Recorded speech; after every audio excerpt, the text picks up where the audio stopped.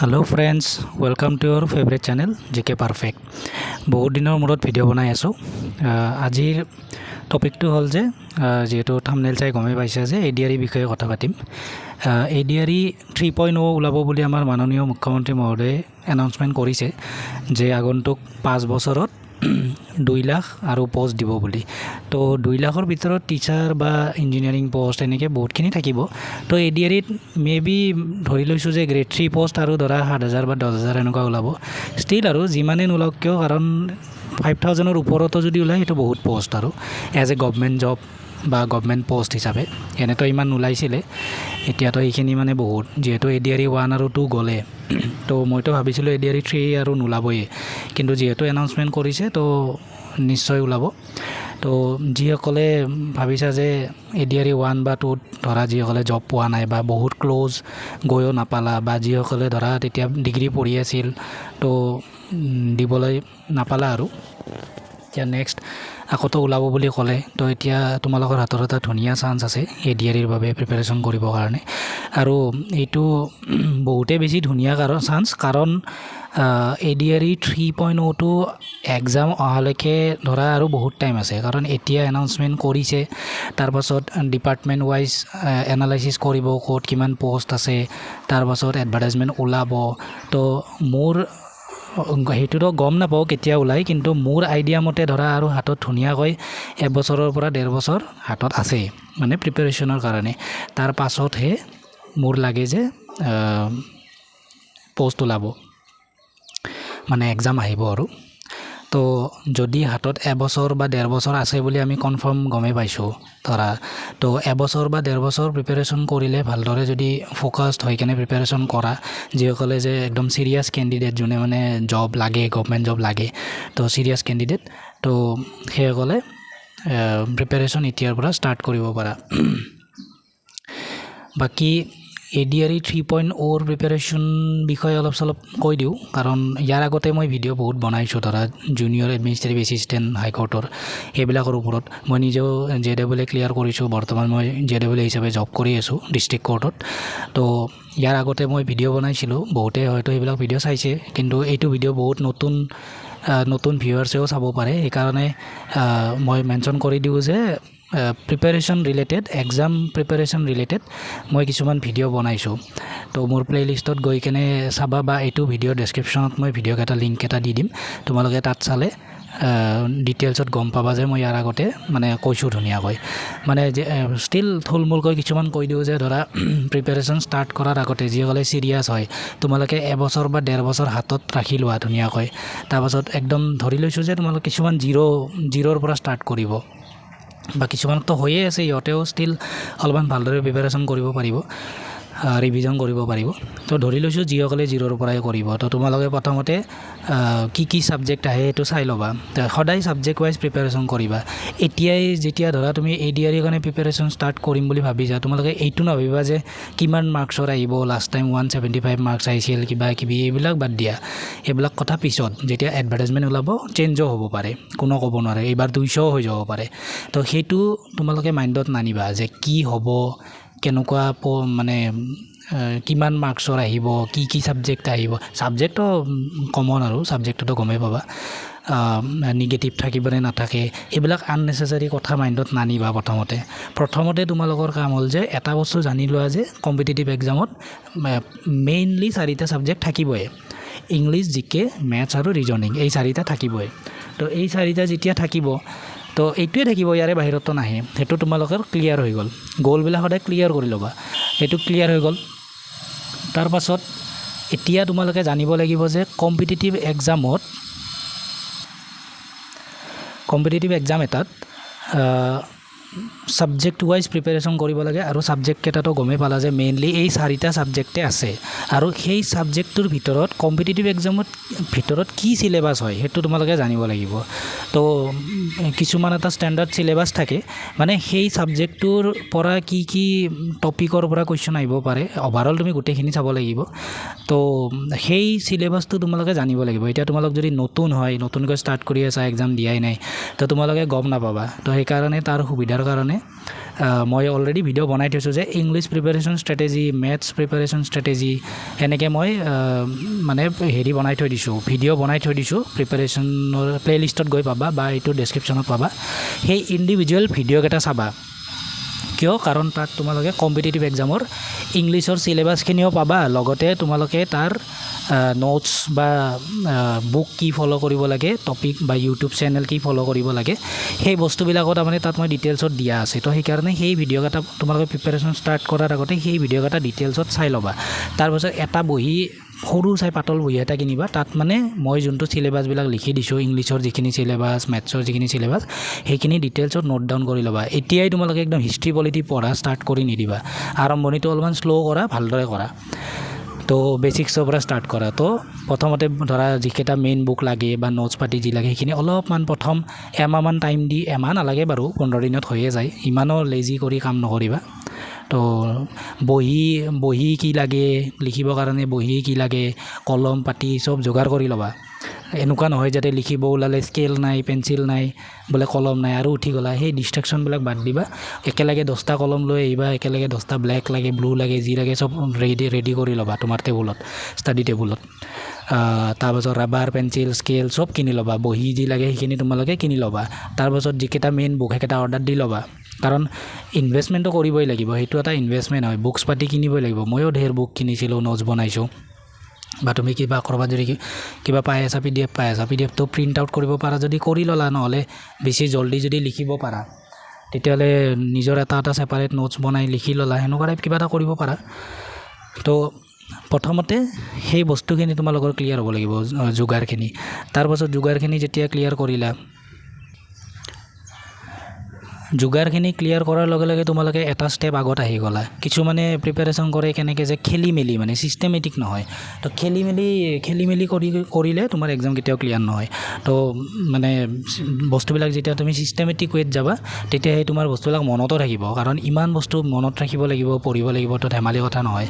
তো সেইকাৰণে ছিষ্টেমেটিক ৱেত গ'লে, অৰ্গেনাইজ হৈ গ'লে, তেতিয়া তোমাৰ মানে বস্তুবিলাক মনত থাকিব। এতিয়া প্ৰথমতে যোগাৰ পাতি কৰি ল'লা, বুক 2-এটা কিনিলা, লাহে লাহে পিছত আৰু কিবা কিবি লাগি থাকিব। কিন্তু প্ৰথমতে এইখিনি মেইনখিনি আনি ল'লা, যে জিকেৰ ধৰা লুচেন বুকখন লাগে, তাৰপিছত মেথছৰ ধৰা 1-2টা বুক লাগে বা ইউটিউব চেনেল সেনেকুৱা। তো সেনেকুৱা ইংলিছৰ বুক লাগিব 2-এটা। তো সেই তুমি ভিডিঅ'কেইটা চাবা। প্ৰথম কাম হ'ল তোমালোকৰ ভিডিঅ'কেইটা চালা, তাৰপিছত এটা বহীত প্ৰথমতে নোট ডাউন কৰি ল'লা কি কি। তাৰপাছত ধুনীয়াকৈ চিলেবাছটো লিখি ল'বা বহী এটাত। তাৰপাছত ধৰা পেঞ্চিল পাতি, কলম, পেন, মানে বুক নহয় মানে তোমাৰ কপি, তাৰপাছত যি বুক লাগে সেইকেইটা অৰ্ডাৰ দি গোটেইখিনি যোগাৰ কৰি ল'লা। এতিয়া তুমি ৰেডি।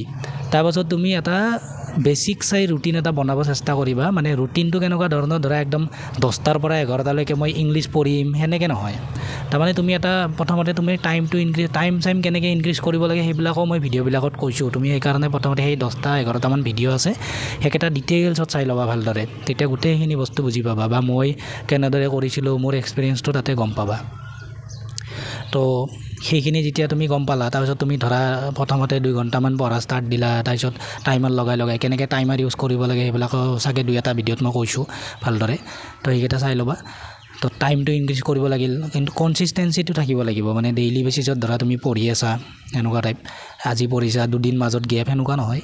তো যেতিয়া সেনেকৈ তুমি ষ্টাৰ্ট কৰিবা বস্তুটো, প্ৰিপাৰেশ্যনটো, তেতিয়া তোমাৰ মানে এটা কণ্টিনিউটি হৈ থাকিব। ধৰা ডেইলি তুমি 2 ঘণ্টাকৈ কৰি আছা, ডেইলি বেচিছত 2 ঘণ্টা কৰিব লাগে আৰু তুমি সেইটো গম পাইছা। তাৰপাছত তুমি বঢ়াবা লাহে লাহে।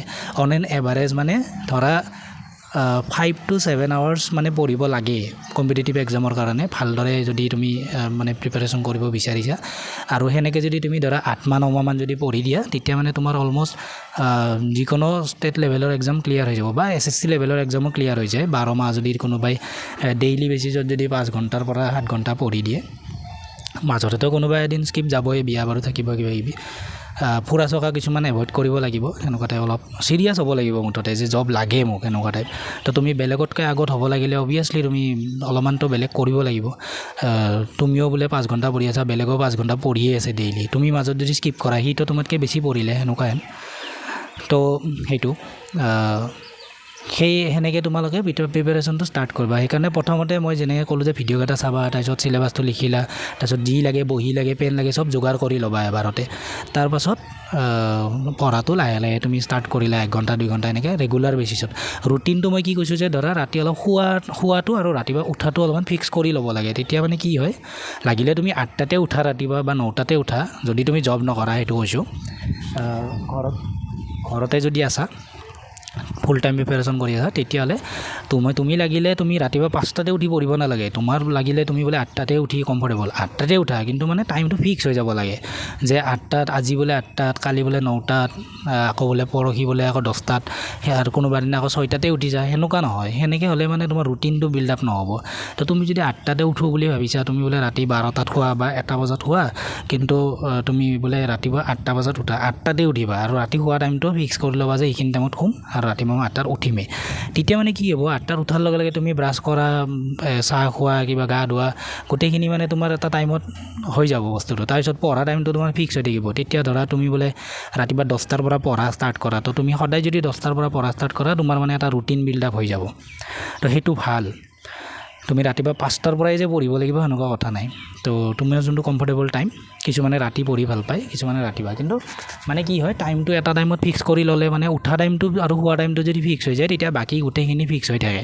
খোৱা লোৱা চব ফিক্স হৈ থাকিব দিনৰ 2টা বজাত বোলে তুমি ভাত খোৱা তো 2টাতে ভাত খালা সেনেকুৱা টাইপ তো এই বস্তুখিনি ইম্পৰ্টেণ্ট হয় নহ'লে তোমাৰ ৰুটিন বিল্ড আপ নহ'ব তো কেইদিনমান পঢ়িবা তাৰপিছত কামোৰ লাগি যাব ভালদৰে প্ৰিপেৰেশ্যনটো নহ'ব তো সেইকাৰণে মই যি ক'লোঁ যে হেৰিখিনি চাবা ভিডিঅ'কেইটা ভালদৰে চাবা মোৰ মই লিংকটো দি দিম ডেছক্ৰিপশ্যনত আৰু মোৰ টেলিগ্ৰাম চেনেল এটা আছে তাতো জইন হৈ ল'ব পাৰা মই আপডেট দি থাকোঁ কিবাকিবি আৰু বাকী মই ইমান ভিডিঅ' বনাব সময় নাপাওঁ সেইকাৰণে মই ইম্পৰ্টেণ্ট কিবা থাকিলে মই বনাওঁ তো এতিয়া যিহেতু ADR এনাউন্সমেণ্টটো হৈছে আৰু বহুতে ধৰা মোৰ আগৰ ভিডিঅ'কেইটা গম পোৱা নাই তো সেইকাৰণে মই এই ভিডিঅ'টো বনালোঁ যাতে মানে সেইখিনি কথা গম পাব পাৰা আৰু অলপমান এটা গাইডেঞ্চ পোৱা কাৰণ এতিয়া যদি বহুতে নজনাকৈ যদি ষ্টাৰ্ট কৰি দিয়া যি টি কিতাপ কিনি আনিবা পঢ়ি থাকিবা তাৰপিছত আননেচেচাৰী পইচাও খৰচ হ'ব আৰু তোমালোকৰ সময় নষ্ট হ'ব আৰু সময় নষ্ট হ'লে তোমালোকৰ চান্সটো গুচি যাব তুমি যদি 4-5 মাহমান গম পাওঁ মানে কেনেকৈ কি কৰিম সেইটোতে যদি ভুলকৈ যদি প্ৰিপেৰেশ্যন কৰি থাকা তেতিয়াতো সময়টো গুচি গ'ল ন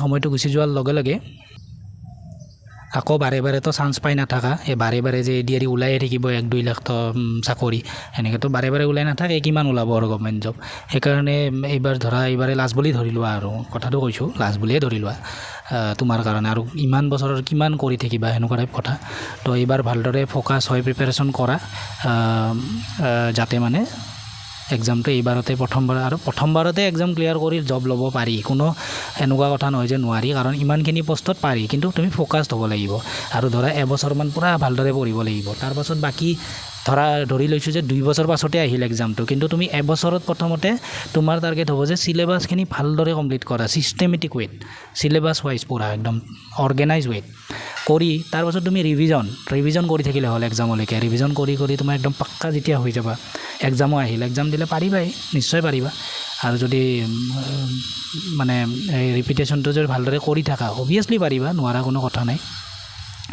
তো ভিডিঅ'টো আৰু বেছি লম্বা নকৰোঁ মোৰ এইখিনিয়ে ক'ব লগা আছিল যে ADR আহি আছে তো তোমালোকে যদি সঁচাকৈ গভৰ্ণমেণ্ট জব লাগে তেতিয়াহ'লে ভালদৰে ষ্টাৰ্ট কৰা আৰু বাকী 31 তাৰিখে জুডিচিয়েল এছিষ্টেণ্টৰো এক্সাম আছে যিসকলে দিবা সকলোকে মই অল দ্য বেষ্ট থাকিল আৰু কিবা যদি তোমালোকৰ ডাউট থাকে কমেণ্ট কৰিবা মই সদায় আছোঁ গাইড কৰিবৰ কাৰণে আৰু টেলিগ্ৰাম চেনেলতো জইন হৈ ল'ব পাৰা মই লিংকটো দি দিম তাত মই কিবাকিবি আপডেট দি থাকোঁ বা PDF নোটছ বা মোৰ বহুত ফ্ৰী PDF নোটছ আছে কিবাকিবি যেতিয়া তোমালোকে চিলেবাছটো গম পাবা সেইমতে তাৰমানে মোৰ নোটছ কিছুমান আছে নহয় ফ্ৰী নোটছ আছে পেইডো আছে কিছুমান কিন্তু পেইডটোত যাব নালাগে বৰ্তমান ফ্ৰীটোৱে চাই লোৱা বহুত আছে ফ্ৰী 34-35টামান নোটছ আছে মোৰ PDF ফ্ৰী অফ কষ্ট তো সেইকেইটা তোমালোকে ধৰা নোটছটো ৰেডিমেড পাই যাবা তোমালোকৰ টাইমটো বাচি যাব সেনেকুৱা সেইটো চাই দিলে তোমালোকৰ বহুত মইতো এক্সপিৰিয়েঞ্চৰ পৰা বনাইছোঁ বস্তুখিনি বা সেইটো পঢ়ি বহুতে জবো পাইছে মই এতিয়ালৈকে যিমানক গাইড কৰিছোঁ বহুতে জব পাইছে তো তাৰ পৰা বহুত কমনো আহে তো সেইকাৰণে নোটছটো তুমি ধৰা